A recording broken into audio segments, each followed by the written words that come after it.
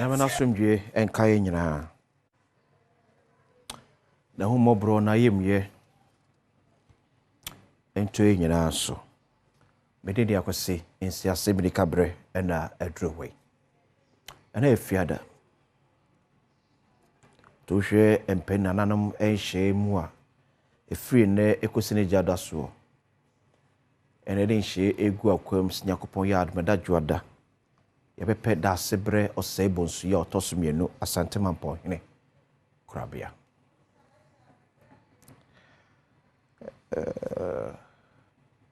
It's difficult, I don't know, but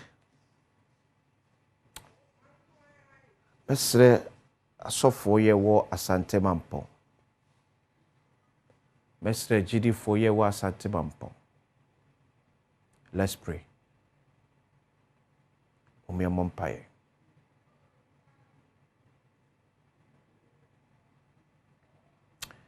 Nyame asofo e wo Asante Mampong asase so.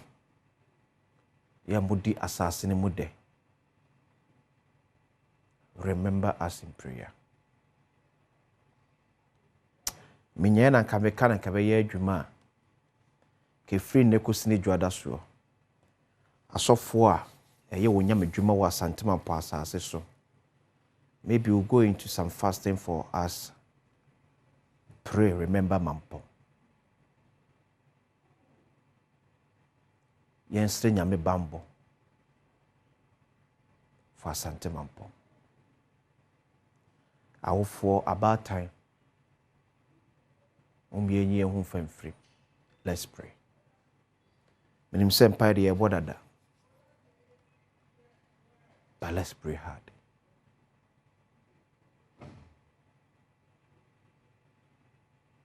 Yemi koye mane ho. Let's pray, let's pray. Pray. Onyi ni afai.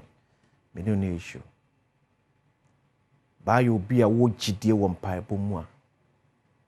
Oba time bia wa Asante Mampong so fra Asante Mampong so fra once at what day.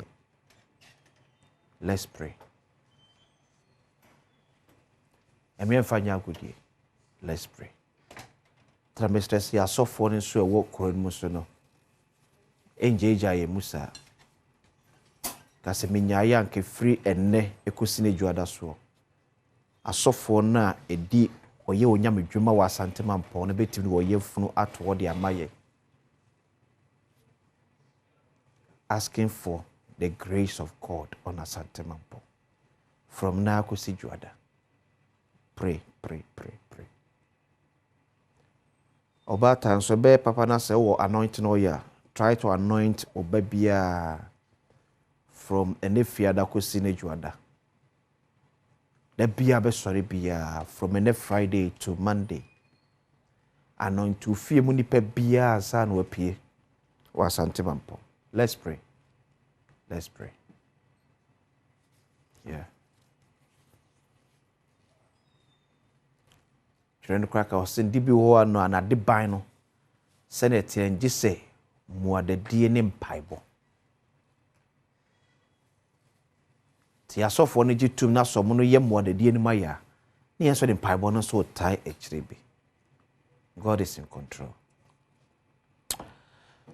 So yes, for the shegu akwemu. Yes, a free ne ekosi ni juada so. Daasebre Osei Bonsu. Otoso bienu Asante Mamponghene. Ne dot ye baso. Dot ye ne bia ye nheda entiase ne yese eyeda yi disi worum se ebesie onyene pon beti se Daasebre Osei Bonsu yotoso bienu. Ti se na nhye no dika abadada no free ochina ekosi ne kwase da so. Kromafo no mahemfo. Ghana adehye ebenya akonya akohwe Daasebre ani echi ede etwa to okra wo amani ampon ahemfie na ne dwada so na yeje mu dia ma Asante man nyina wura otumfo se tutu ababio wana na mahemfo ye wo Asante Man Council. Then His Excellency John Dramani Mahama, President of the Republic of Ghana. the Vice President of the Republic of Ghana, Professor Nana Jane Opoku Agyeman, other government officials, members of parliament, other diplomats, nena namwa hemfu binumwa, ebrema ho kwan so betimi akọ Daasebre emu ho edadwada. It is saying in so kudos to the Ashanti Regional Minister, Dr. Frank Mamponghene. You're always on point, delivering on your mandate. You've shown that you're a true son of the land. Dr. Frank Mamponghene, the Ashanti Regional Minister. Whoever say, "What minister? Abroko na namna so ko bo mama ne en hye de agu akwemu ehwe se eyiye no betimi aye jojo na bia etimi akoso a ma ye hwe the Ashanti Regional Minister visit to Asante Mampo ahemfie call nananom enaso ye hwe video yi nananom we de ya mai na ho yakobio na ebio medenchia kese free His Excellency the President of the Republic of Ghana ho e de abremu nyina say the CA na no traditional council no so ma president asote and I him the animu together with the council ma yakose president na no eda ebnada so otumfo nyamekese oba enkramam ekochia His Excellency the President in a courtesy call emu ni nyina nko wi akiri na say akosi say president beba ayi ni bi na obeba so dia endotoye bia e wose ye bia no e wose ye make sure say dia ni bedi akiri ye hu say atimi awie peye atimi aboa mamponi nyanya MC just regional minister no me ana misawo oversight responsibility of the assembly TVB ebesi bia na ma coordinating director ejina mu maye enso de akọ ni nyina na wose me am so de mani e behwe se de be ya mre kakra bi na aka no ebe bibi o ha wose de ka ho ane ehu se de be ye no na I man me kasa about baby a na stores for no one ayi o no so be se yengu hokota ti ane me kasa no so me free roads minister nti oma urban roads for my contractor ba ho contractor na ka kire se enne o started the quota aguso nti ewia e behwe se de ekono ye betima wie no ne ananse ye hia ho de foforo ka ho a na me yehu se enkoduru ochina ene memenda no na akwakoye bibia ho ebiom so sa ka kire se stadium ho no be se yentwa ho no kakra na cars ne be bando do na asuntimi empake ho me mo de machines e ba ya ọmụma me report say ọma ye ho dwuma no dodo na nti eno so ye wie enkomodie na bedemani su behwe na ma hu say no kra say adwumadie no ekoso foforo ho a wose de ka ho a na yetimi ahuni a mobilize na ntem na atimi aboa na na ye ma so ma meti say street light in sensem bi am say de okrom na nkasa de try a fix dodo na baba bi a ye ho dwuma no no so be say any extension bi nti efi kuma say ba na de bi aba ye de ama assembly na ye de ama engineers na omo be start na omo de extension aba omo say so omo hia pole ye light poles ni bi tem so ya frɛ ECD for na omo de bi ba say de be omo betima ye say extension ni na animonimu ya ebiom enkrata Asem in terms of budget for supporting kakran no so e ba ye ma ba be review ni na wo assembly ho nti ya bone po amnim se kokoamu no ye betima mo hu ba bia hoden no akwakodu so wose ye di bi ka ho ana se wose ye bi firi mu a se de tie bia no na ya bonu so do so no ne hu ba bia ye de bukakosi aye de eye maye mekanisa ze nya me papa de da fom nti nyese me regional minister nko anti ne mum ade atomesuma ni bi a to yin na ye ni ti bibia ye beye bia be ma na yefe na ye kra behwe na aboa ma mamponi mabanyam na echi so atimi aye kama no mo amoba yankopon cha de aye minister area me make sure say ye beye ne sa ti na me Adom a aye no apart from enda no ye be ba ne mpire no nyame Adom a memenda ye ne regional security council ni na beba na ya ba beka aye no ho we are there no ministers ni bi beba as and when no more ba no Sunday no ebia me link up but Sunday na net likely say ye betima say di akira ba but Monday ne de president so beba na wi ane sa ti Monday ne be sa ka president ho ni asa ne na ba aba be chia na ya ba be jam abusua enti na enhyehyɛ kakra ɛwɔ ɛhɔ wa aban mu afamu ɛno no enti na ɛwɔ sɛ me ba na nanom hu na mo kakra yatu na de aka akyire bia no so ɛwɔ sɛ me hu na yetu ho na mo between ene kyina yai no ye hu na yetimi awie ne pɛyɛ preko na abo enti we de ye ba ya e ma ye nyina ho yakɔ na ye ma ye nyina ho hyɛ den sɛ nakopɔn o ma ye odo no ma ye nkabo mu no ma ye ahoɔden ni akokodo a betimi de agina na aboa na ɛyɛ Daasebre akyi atimi ayɛ bɔkɔ we de besia na me nhira mu nyina. That is the workaholic Ashanti Regional Minister, Dr. Frank Mamponghene, a true son of Sechere land.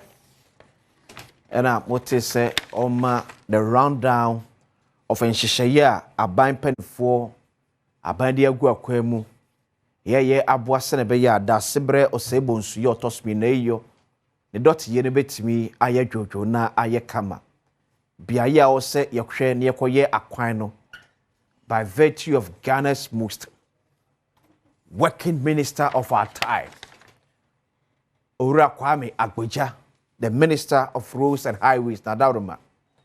Maybe you say twa kwan bi am ye twa ne kama. Ora bo Kwame Agboja.